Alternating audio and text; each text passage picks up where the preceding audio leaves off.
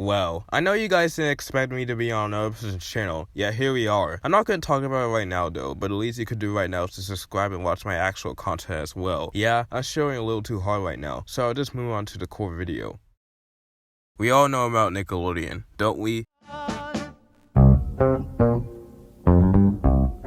If you subscribe to Medora's channel, there's no doubt that you've seen some of Nick's content, intentionally or unintentionally. It's iconic series like SpongeBob, that's basically all they air nowadays. One can see why their influence has impacted many people's childhoods. Throughout the 4 decades on the air, Nickelodeon has made many mistakes that have ruined their image and reputation, with so many of these mistakes becoming infamous within the fandom. In 2013, Nickelodeon would undoubtedly add one of the worst changes to the schedule, as February 18th of that year launched one of the most controversial programming blocks at the time, Nick Studio 10. Nick Studio 10 was a programming block that aired from 5 to 7 p.m. Eastern Time every weekday. The block focused on live-action skits in between episodes of TV shows, hosted by 14 actors: Troy Doherty, Noah Grossman, Malika Samuel, and Gabrielle Sen, with occasional guest stars like the Sam and Cat cast. The Nick Studio 10 block consisted of reruns of SpongeBob episodes at first, with the Very Odd Parents and Monsters vs. Aliens being added afterwards. Nick Studio 10's main showcase was the live challenges and stunts broadcast in between episodes of TV shows, which existed, I guess.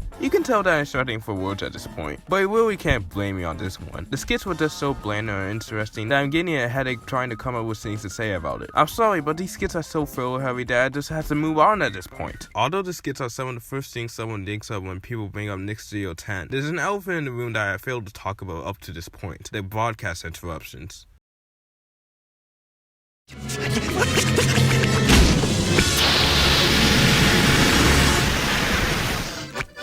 The following is an important announcement.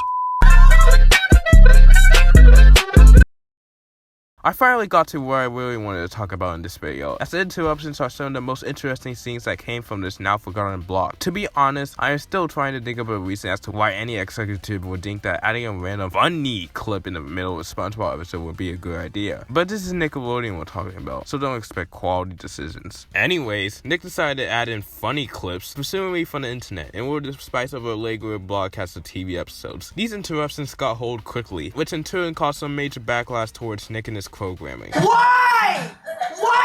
Why do kids want to see that crap? The backlash got so strong that it overshadowed the Studio 10 block in its entirety, causing the block to go on hiatus in mid-June of 2013, but the block never making any appearances on the channel again. Nick Studio 10 only lasted for 4 months, and it's quite clear as to why that happened. The skits were cringe, I hate saying that word, and the audience absolutely hated the broadcast interruptions, and for good reasons. In retrospect, I find it surprising that I never heard about this block until recently, as I was a frequent viewer of Nickelodeon back then. Maybe I did actually watch it and I just forgot about it, which is highly possible due to the short run of the block. Either way, the majority of the skits and interruptions created for this block have been lost over time, which isn't surprising to say the least. The block was hated during its run and forgotten after its indefinite hiatus, so it wouldn't be in the priorities of viewers to record the footage of the block when it was on the air. Speaking of lost media, I'm editing a lost media related video on my channel, so look forward to that. I'm sorry, I just felt like shilling. Nick Studio 10 will always be remembering the faint memories of the viewers who watched the block. Even if this block was hated, it at least stuck with its audience to this very day, which is an astounding accomplishment in this day and age.